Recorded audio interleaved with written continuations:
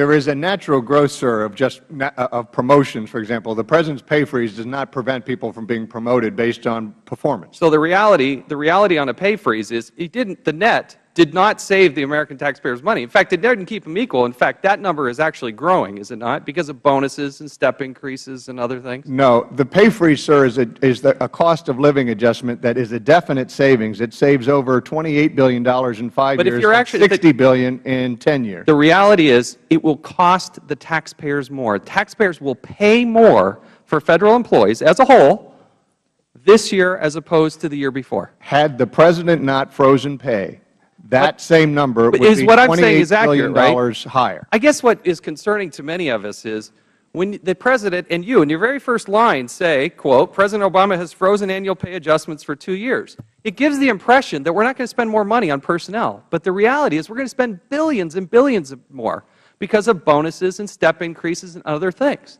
At the same time, you're hiring additional people. So for the Federal workforce that is working hard, they're somewhat offended because their pay is frozen. Meanwhile, you're out hiring additional people. Mr. Chaffetz, in the President's pay freeze, he also directed OPM and the Office of Management and Budget to report back to him on a program that will address and deal with bonuses and the reward and incentive program for Federal employees.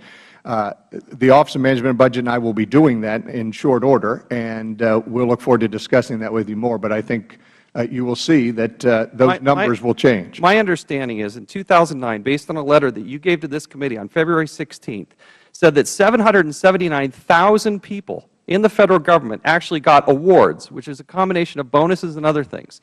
In fact, over 63% of the Federal workers actually got, quote unquote, awards. Why so many people are getting so many awards at a time when people are losing their jobs?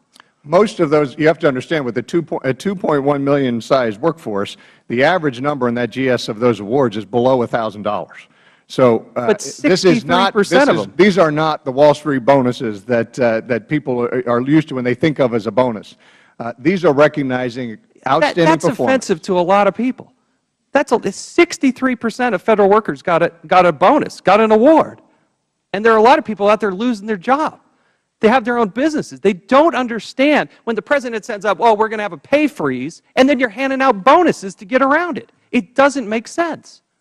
How much money are you going to give away in bonuses this next year? It works out to be between 1% and 2% of payroll, sir, that is used in bonuses for the GS schedule. What is the dollar amount of that?